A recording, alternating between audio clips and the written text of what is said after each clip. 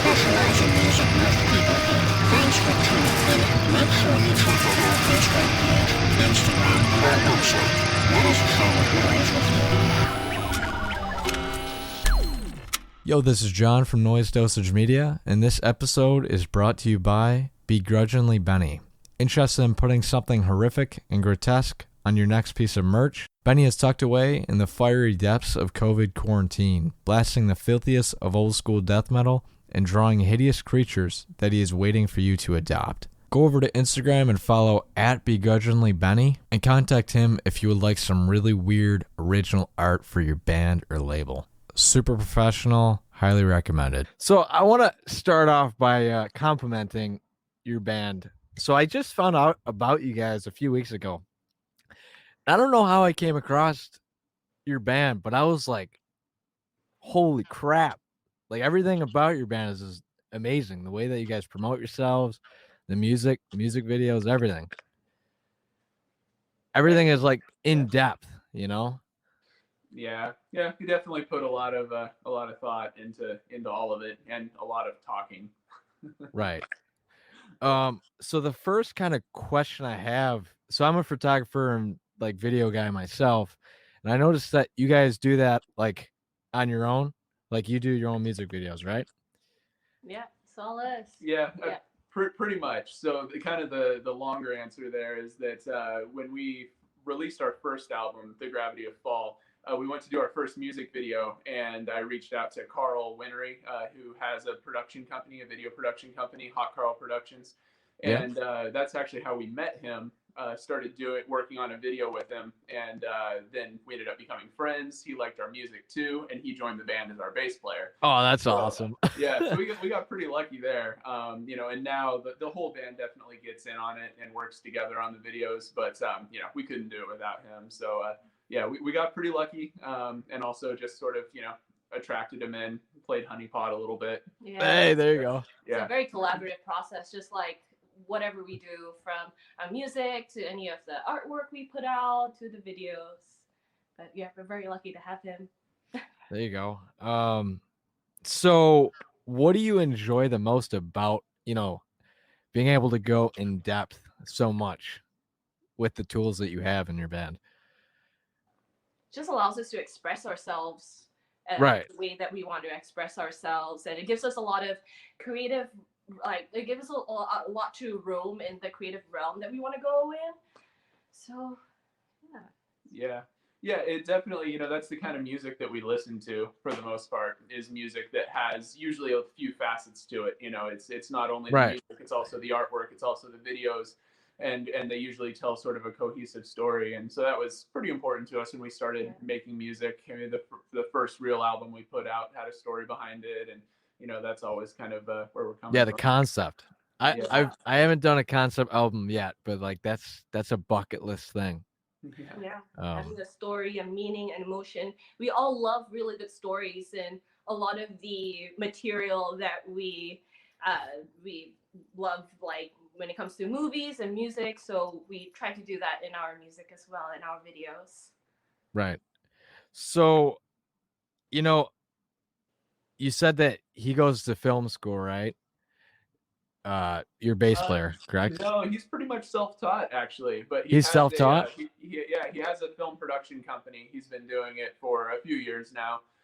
He makes videos for a lot of other bands in the area too, and he's actually getting kind of in demand now, and is even like getting flown out to do videos. So it's awesome. But as far as I know, he's pretty much self-taught, and at this point he has a lot of good industry contacts. So they're learning from each other, of course. But now does he teach you, like your bandmates, obviously, or is it just him? Yeah, he uses us, that's for sure.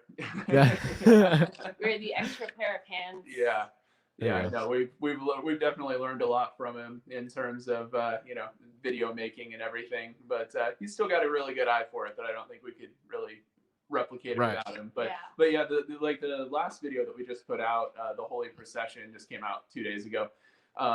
Every single person in the band held a camera at some point, which is the first time that's happened. So that's awesome. That's kind of fun. Yeah, we all got to film, all got to and act and then also play in the video. So Yeah, I went on that. I don't know what account it was, but you had like a harness, some type of huge harness where like there's a string above it. I've never used one of those, but I don't know. Yeah, that was a pretty fun contraption to use. And the reason why I had like a big pillow there is because they didn't make it for someone that's like my size and like a little bit I'm the smaller. same way. I'm like 100. I'm 150 pounds. So Yeah. So like even when I had it all like at the tiniest setting, it was still like falling off me. So I had to pat myself a little bit. So that was really fun having that big camera, the big harness. I felt really like a cyborg or android of some sort. And I'm here to shoot your video. there you go. So with a lot of elements in your band, there's like progressive, black metal, all that. Can you name me some monumental like albums or artists that you think have helped shape this band in some way, shape or form? I think for us both, that we love Isan a lot. Artist is probably one of the most. Is formidable the right word? yeah. It's a formidable album in terms of the artistry and the mood and the journey that he takes you through. I love that album. At least for us, I know that's something an album we both enjoy. Yeah. There you go. Yeah, what definitely. about black metal? Is that more? Do you listen to like atmospheric or what? What avenues in that Yeah. So realm? definitely. I mean, so Avienne just mentioned Isan, which for people who might not know, he was the front man for Emperor first. Yep. So Yep. that was definitely some black metal stuff there. Now he definitely does more prog. Right. So it's still some black metal influences, but yeah, I mean, I listen to a ton of atmospheric black metal type stuff. Winterfilleth is a band that's pretty really influential to me. There you go. But also go even away from just the black metal. It's like Devin Townsend, hugely influential on a lot of us. There you go. Lots of bands, post metal type bands like ISIS and If These Trees Could Talk. And Avienne has her own influences. Yeah. We bring a lot of influences in from a lot of Yeah. different places. And that's why I'm like, I don't know what to expect. Like that. You guys have just so many different ways of taking your music. It's awesome. Yeah. Jorma, he's our lead guitarist and pretty important in the songwriting process. He comes up with, I'd say, the bulk of the riffs, especially the raw stuff. And he loves like Dimmu Borgir, and there you go. A lot of that. Septic Flesh is another one that a lot of us listen to. So definitely bringing in kind of that orchestral side in addition to the just kind of straight ahead atmospheric, whatever. So we definitely, our goal is to bring in a lot of different sounds, and kind of what I always say is it's okay for us to go all over the place as long as at the end of the day it sounds like us, that it sounds like our band playing it. Which I guess another band that I think does that really well is Between the Buried and Me. Yeah. Yes. Our favorite band. Yes. That's awesome. My next question was going to be a guitar question, so that perfectly goes into it. What tuning are you guys in? Do you know? Pretty much everything is 7-string drop A. Really? Yeah. Okay. Yeah. We have a couple of tracks, mostly earlier ones that we wrote that are just standard 7-string tuning with a B on the low. But yeah. Oh, I'd say every song on the last 2 records except for one was drop A on a 7-string. Yep. Have you guys and girls seen Between the Buried and Me live? Yeah, and it was a good show. It wasn't just Between the Buried and Me, but it was Between the Buried and Me and Devin Townsend. So that was and the Contortionist. I think that was that show. Yeah. Yeah. That was recent. Was all that same tour. Well, not recent, but that was their latest tour. Yeah. I saw them in Toronto. They killed it. Yeah. The Contortionist, I don't know, man. The thing with your band that's kind of similar with theirs is the clean guitars, man. There's a lot of layers. If I'm not mistaken, right? Yeah. Kind of an interesting little parallel there is our first record, The Gravity of Fall. When we sent that off to be mixed, it was mixed by Evan Sammons, who was working for or under or with Jamie King at the time. And they were just getting ready to do pre-production on the Language album. Yeah. And so Wow. when we sent that over to mix, I kind of get the feeling that he experimented on our record a little bit to help him come up with some ideas for that one, just in terms of the tone, you know. Right. So anyway, that was just kind of interesting. That was the next awesome. project they worked on after ours. So. That's awesome. So, you know, what? So I go on your Instagram, right? And you know the way that you guys and girls advertise with like you're constantly uploading like quality content. You know, like what advice could you have to like a beginning band that, you know, just post once in a while on Facebook? You know, like consistency or like the way that you promote, like just general advice that you wish you would have known. I think a big part of the reason why we have our social media span across all these different platforms from Facebook, Instagram, and YouTube is because we really want to connect with our listeners and our fans. It really means a lot when people can resonate with what we're putting out there, because it is something that it's very us. We put a lot of ourselves into it. It's a lot of time, a lot of love. And when people can really feel that and feel the music and really get what we're doing, I think it's a very special thing. So having this social media that we have, it's really just all about connection.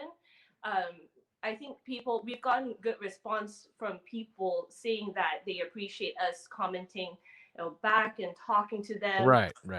So I think that's what I would recommend to other bands as well, is really listen to your supporters and reach out to them. Like, I mean, before we were musicians, we were also supporters of bands that we loved. And I think it's a really cool nowadays that we actually have that opportunity to talk to our like fans from everywhere, all across the country, across the world. Yeah.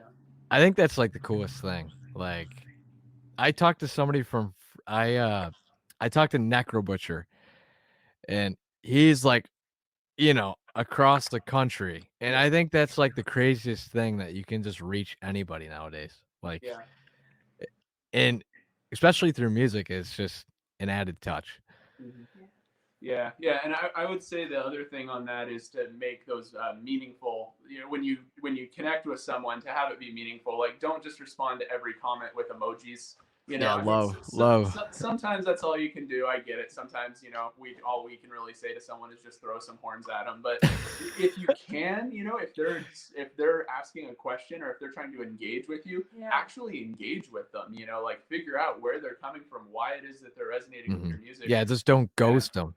Yeah, that really, really brings people in for the long term, which we have met some seriously cool people that way. Really awesome people. Yeah, which we super appreciative of.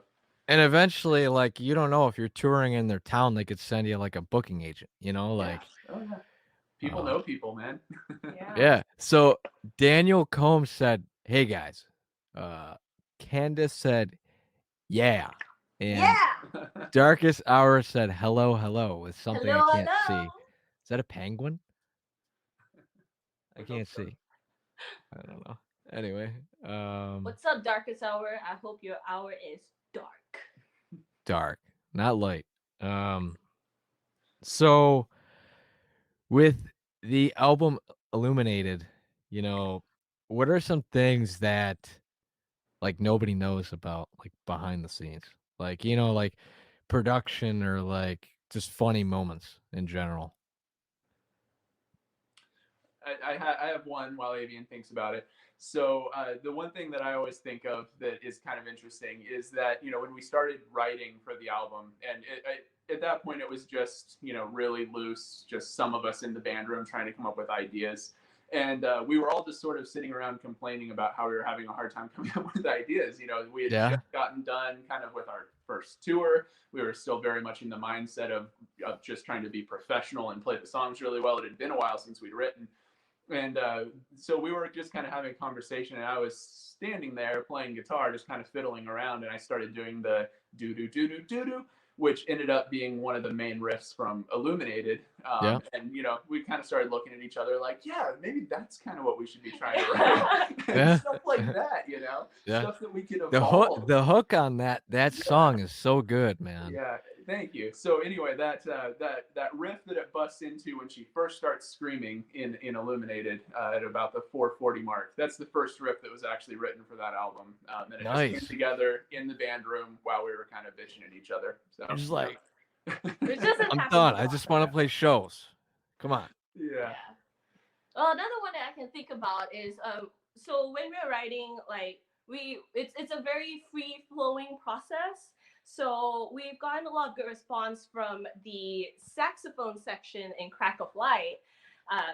It wasn't just written on like a computer screen or whatnot where we just write in the notes. Oh, you recorded it? None of us play sax, but I remember when we were first writing it and we were listening to the part and like what will make a lot of sense, we had like some chanting going on, and it's like, oh, that's really cool.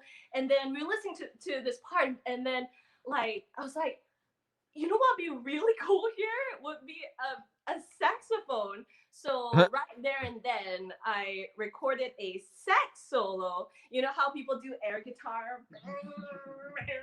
So instead of that, it was an air sax. So I was in the room and I was just recording like what I heard in that part.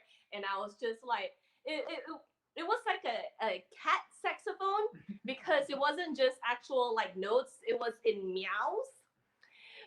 You know how when you sing things in meows, like everyone That's funny. does. So I was like doing it like meow meow meow meow meow meow. So Riley recorded that, and then we sent it off to Jorma, make it into notes, and then we had it sent to David Florados, he's on the album, and he plays it so beautifully. Yeah. Wow. Yeah. It's a fun fact. That's awesome. I think I still have that recording. So. Oh no. Yeah, you have to release that. Maybe when we hit 1 million views on our current on Holy Procession video. Yeah. That's a good deal. You heard it here first. Now, is that the next goal that you're trying to achieve? To be honest, yeah, we want 1 million views on a video. That would be awesome. Why not? We have a few that are kind of getting close, and that would be an awesome milestone to hit. Yeah. That would be awesome. Yeah, it's like metal is so tough. Like you can't get it on the radio, like the normal freaking radio. But that's basically what you got. YouTube. I was just talking about that yesterday. It's like success with a death metal band is like YouTube. So big part of it. Yep. YouTube, internet radio. Yeah, Spotify and internet radio is cool. Definitely we appreciate everyone who listens to us there too.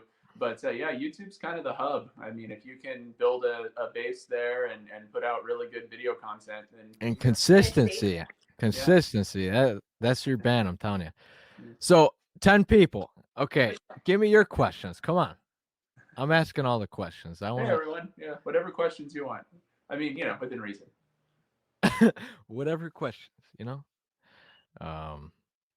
So, are you in the process of like writing more music right now, or like what's the stance? Services. Yes. Yeah. Yeah. I mean, it's really, really early, very much in the infancy stage. But that's how we're spending our time when we're not making these videos for older songs. Is that we're starting to come up with some new ones. So we do have the first few parts and bits of songs that we're really excited about as a band, which it feels good to be back there again. But yeah, it's a little ways out. Yeah, we didn't even really get a chance to promote or tour Illuminated yet. We had plans to tour it this summer, and then of course the world went crazy. The wrecking ball. Yeah. So that didn't happen, but we're still hopeful that we'll get a chance to tour Illuminated at some point. Are you coming to do you have Rochester or Buffalo on the books or what? It probably wouldn't have been this summer, but maybe, the plan would have been that would have been next. Okay. Our guitarist Jorma is from the Northeast, and he's been trying to get us over there forever. So yeah, that's definitely in the cards. But we have to be able to leave our state first. There you go. So Candace says, "What's your dream tour?" Maybe like 4. I don't know. What do you think is an acceptable number for a tour? 4? For bands, about 4. Yeah, Okay. yeah. If it gets to be more than 4, then you're basically like in a festival. But yeah, I mean, obviously, You're sleeping you're sleeping at the headliner. Yeah. we're trying to come up with them here. So I think Avienne's got a couple. So I got a couple here, Yeah. a couple plus one. We mentioned earlier that we love Isan. To be on the same bill as him would be metal. And Devin Townsend, of course, the god. And one of our favorite bands, Neobliviscaris from Australia. They are blackened, progressive blackened. Oh boy. Yeah. Yeah, it might be like one of the bands that, I mean, they're amazing. We've been looking up to them for a long time, but just in terms of a band that would fit with us on a bill, in that they're kind of all over the place. They do a lot of really pretty clean stuff. They have a full-time violinist in the band who just slays. We've seen them a couple times. We even got to play with them once, and we have gotten to know them a little bit. So yeah, huge shout out to them. We would love to tour with them anytime, anywhere. There we go. I think that's 3. You got one more. Give me a weird one. Give me something that nobody would expect. Well, the other one's got to be us. Well, oh yeah, you're right. You're right. Okay. No, okay. We needed to do one more. What do you think? Yeah, do one more hilarious, like, I don't know, something out of the box. Let's see. Maybe like one of the prog rock bands we like, not metal, like Caligula's Horse or something. Oh yeah, that would be amazing. Yeah. There's a band called Caligula's Horse that's very much not metal, but just really cool prog. There we go. And we could definitely, really good singing. yeah, definitely get by with them too. I love Rivers of Nile too. Yeah, Rivers of Nile is awesome. That one's Yeah, not so weird. Well, that's not weird. Yeah. I keep saying, I just saw them. Like I acted like I just saw them like a month ago. No, Rivers of Nile, I saw them a year ago, maybe. Yeah. On Summer Slaughter. That was like 2 years ago. I don't remember. Wow. Yeah, I think when did we go see Rivers of Nile? That was probably just a year ago or so. Yeah. Yeah, that was Sounds about right. Yeah, when they played with Conjurer, and that was a cool bill. But yeah, they're very cool people and very, very good at what they do. And they have sax in a lot of their music. So hey, there you go. Yeah, sax. I'm telling you, sax is like the key to all metal bands that nobody does. I was just talking about. And actually, Isan too. Jeez. Yeah. If we toured with those guys, we'd just have to have like a whole team of sax players. Because Isan does a lot of sax. We got a double question, and this is actually something that's awesome. That's a good question. What is an average band practice like? Yeah, that varies. That's fun. So I mean, like every other one has donuts, thanks to my wife. Yeah. we like to start a practice with donuts, but we can't do it every practice because that would just be silly. So, but yeah. Other than that, I mean, it's we are all really good friends. So a lot of times, to kind of get warmed up and get into it, we just start by hanging out, just talking and seeing what everyone's been up to, and kind of, hi, how are you? Okay, not that interested. Let's go play some music. Yeah. Usually that lasts a few minutes, and then it's time to get in the band room. We just once we see each other, we're just excited to get into the material and to write and to play the stuff. For every practice, we really want to get something out of it.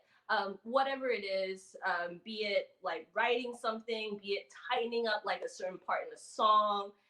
We're definitely pretty goal oriented. Every time we see each other, we want to get stuff done. Yeah. That's usually one of the first conversations we have is, what are we doing today? Yeah, what are we doing? What do we want to achieve? Are we gonna mess around today, or are we gonna do something? Sometimes we mess around. Like, sometimes messing around gives us some really cool new songs. Yeah. So, there you go. That can be okay.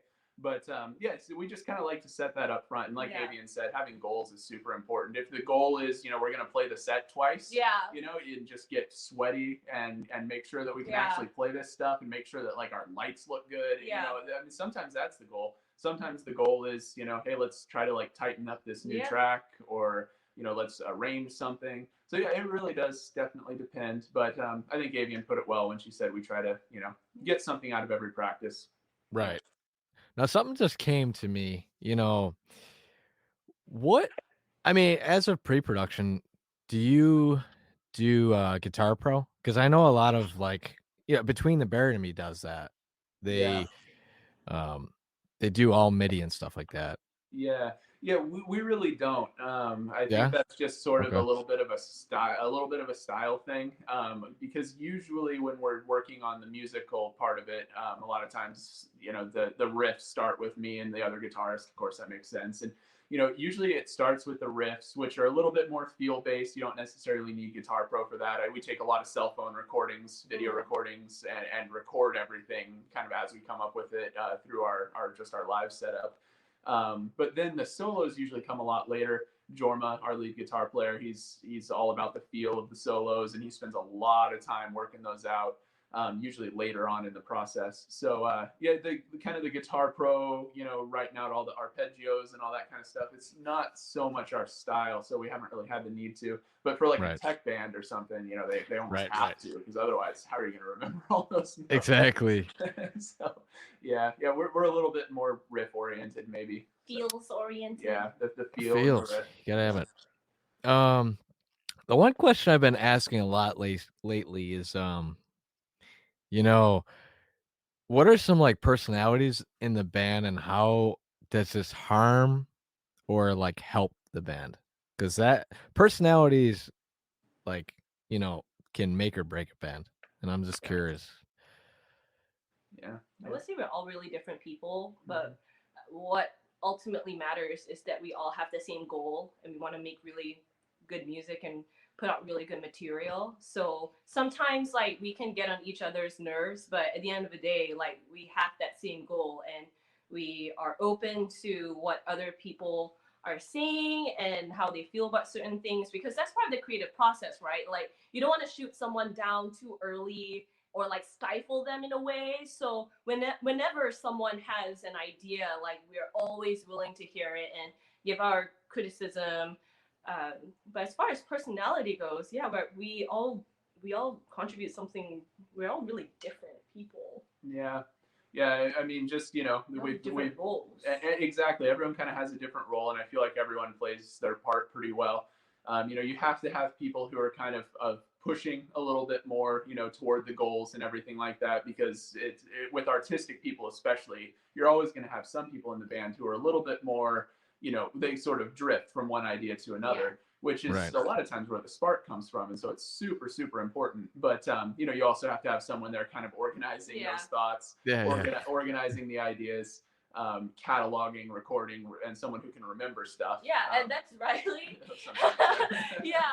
Because we all have different personalities. We've written music for a long enough time that we kind of know how to navigate that and what works best. Like if we're writing new riffs or like chord progressions in a song, like Jorma, our lead guitarist, like we call him the maestro for a reason, because he can just sit down and like he will play magic for like a straight hour.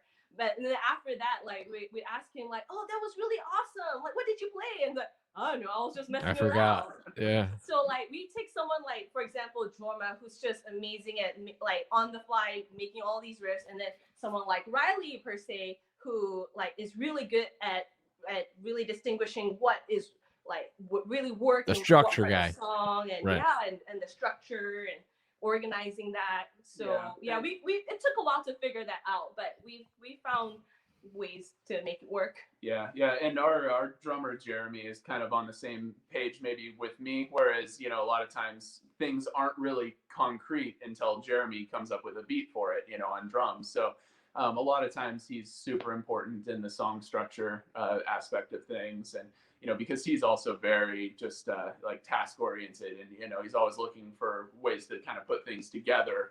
He's an engineer, so he's always looking to build things. Yeah. And Carl is also just very, very task oriented. A lot of times that's why he's so good at doing those videos. He can kind of manage everything. So yeah, everyone kind of has different personalities. We have the managers, we have the builders, and we have just the like pure creatives, and then just balls of energy, and yeah. So you gotta have it. It wouldn't be the same if we didn't have it all. So there we go. Perfect. I've never gotten an in-depth answer like that, and I appreciate that. Yeah. So I'm gonna give a shout out to Rick Horton. He lives like, I don't know, an hour from me. Oh, nice. He's an MC. He does if you come to Rochester, he'll be your hype man. So yeah, Rick's awesome. So good to see you here, Rick. So he was sharing your music yesterday, and I'm like, oh no shit. Like, I'm doing an interview with them tomorrow, so you better show up. Come on. So Rick asked where oh crap, I can't see. Where do you think the next level of your music will be after Illuminated? Where will the level be? Yeah, like, I mean, I think he's just saying, like, what are you trying to step up, maybe? Yeah, I mean, I think, with, I'll answer first, and then if Avienne has any ideas, she can just jump in. But, with the Gravity of Fall, we really kind of wrote songs that really went on a journey. The songs tended to be kind of longer.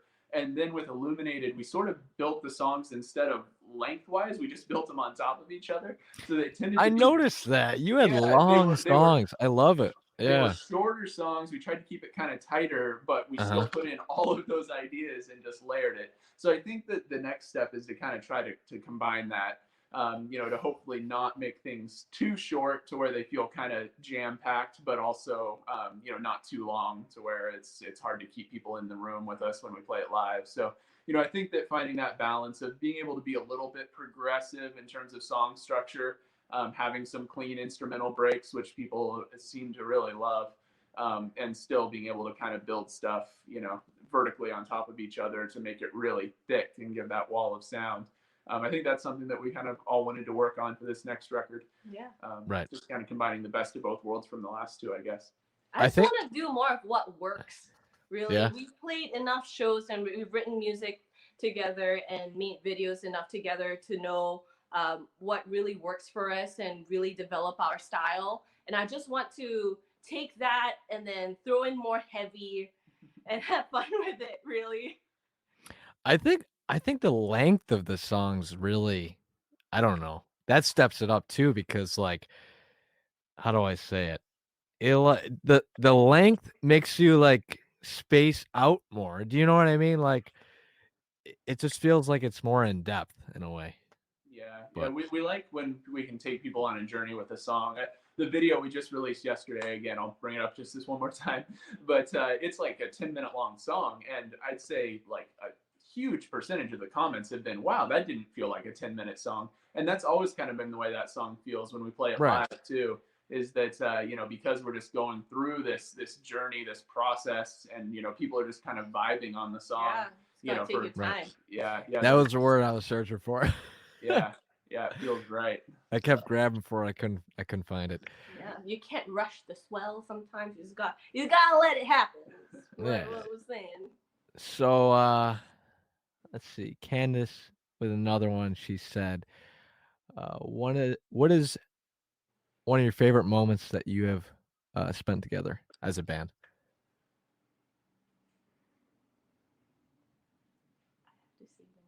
So there was a time that, okay, this came out as like a really impromptu thing. We had a show, and it turned out that the show didn't happen. And I think it was it in Bend? Yeah, we were supposed to play a show in Bend, and then the show canceled because the band that was touring had some issues back home and had to leave. So unfortunately that happened. So we had this Airbnb booked out, and it was like, man, this show's not gonna happen. Should we still bummed out? Yeah, like, should we still go? And then And then everyone's like, yeah, we already paid for this. So we ended up going, and it was just a lot of like we had like a campfire, and we had like barbecue, and it was swam in the river. Swam in the river, and I think some of that footage may have ended up on Gravity of Fall as well. So it was a lot of fun. But sometimes when these impromptu things happen, you just gotta roll with it and yeah, see what happens, and may end up having a lot of fun. So I really enjoyed that little thing that happened. Yeah, that was the first one that came to mind. Oh, really? Yeah. Yeah, there we go. That elbow five. Yeah, that was a fun weekend. There it is. So Rick said it's great to see all of the press and reaction videos within the last few days. Yeah, it's been incredible. Yeah, the reaction video thing is super cool. That just kind of came out of nowhere. Our fans started requesting on all their favorite reaction channels. I'll have to do one. You know, I've done a few of them. And it's just totally adding up now to where there's like dozens and dozens and dozens of people reacting to our music videos and spreading the word. So yeah, cool for that. The one band I did one for Baby Metal because I was like, what is this band all about? Like, there's just so many people doing this reaction video for Baby Metal, and then I listened, I'm like, whoa, you know. So one last question, and then I'll ask you one last question from me. So, who are some of your favorite Portland/Northwest bands, both active and inactive? And that is from Lynette. Wait, crap, I messed it up. Flowers Made of Flesh. That's who asked. Active, there's so many. Yeah, there's a lot. We have a lot of really good friends in the scene. A lot of great friends. Talented friends. Our bassist Carl, he's in another band called Ligature Marks in Portland. They're awesome. We love playing with those guys, and Carl gets to pull double duty, which is always fun. Then we've played a bunch of shows with a band called Von Doom out of Portland, and those guys are super supportive and awesome. And the Animal Assembly Plant is another one. Yeah. And then, if you go up from Portland up to the Seattle area, on the second half of our first tour that we did, we played with the Devils of Loudon, which those guys are super, super tight. Really, really good performers live. That was awesome. Just to name a few, really. Yeah. There's a lot of great metal in Portland and Seattle. Those are a few of the first ones that came to mind. But man, if you come to a metal show in Portland or Seattle, you're probably going to see someone killer. Yeah. There it is. So Lynette said love from Malaysia. And my question to you is, what are some cool people you've met that I should talk to? Oh, that's a good band, Eugene. I don't know, like people that you think are just cool that you've talked to on the road. Yeah, I mean the guys the people in that band Dead Animal Assembly Plant that Avienne mentioned, that they are awesome people. Both Zach and Rebecca, who they kind of seem to run the media side of things, but the whole band is very involved. But they're great. I would definitely recommend reaching out to them. And if you haven't talked with the Devils of Loudon, those guys are killer. Very, very good musicians and professional, definitely making waves. Those are a couple of good ones. Yeah. Anyone else? There it is. I was thinking about Carl. I mean, which is kind of cheating. Yeah. Because Carl's in our band, but he's a great connection to a lot of really good local bands and also bands around the US, which he works with. Great guy to follow. He's doing a lot of amazing stuff. So yeah, definitely he's one of the people that I would recommend him like checking out. I mean, not just because like he's on band. He's in he's in the community. Yeah, he's definitely a fixture of that Portland metal community. He's definitely a fixture in the Portland community, Mr. Popular. Mr. Popular. There we go. All right. Well, that's about all I got. I'll give you a couple whatever minutes or whatever you want to spend on promoting whatever you have in the future. Yeah. So about a day ago, we released our video, The Holy Procession, and this is released in conjunction with our first album, The Gravity of Fall. And we are reissuing that with our label M Theory that came out October 16th. So it's yesterday, yeah. So definitely check that out. We're super proud of the video. That was the video that we mentioned was 10 minutes. A lot of people say that it doesn't feel like 10 minutes. So check that out. And check out our work with Gravity of Fall as well. We're on our social media, so come say hi. Yeah. There it is. The reissue that M Theory did, they did a limited edition vinyl on this one. It's a double vinyl. Yeah, and it's a double vinyl because the first album was a little longer. Yeah. And the fourth side of the album is actually our first EP that we did years ago that has never been released physically anywhere before. So people have been asking for that for a long time. So yeah, definitely check out the reissue of The Gravity of Fall, as well as the most recent album we put out, Illuminated. Super happy that's out. Yeah. There it is. I'm super stoked we made this happen. And if to the people that aren't watching, I've got more podcasts and stuff coming up. I'm doing the live videos more, and it's fun. I like it. I like the interaction. Awesome. So there it is. I'm logging off, and thanks for hopping on. All right, thanks for having us. Bye.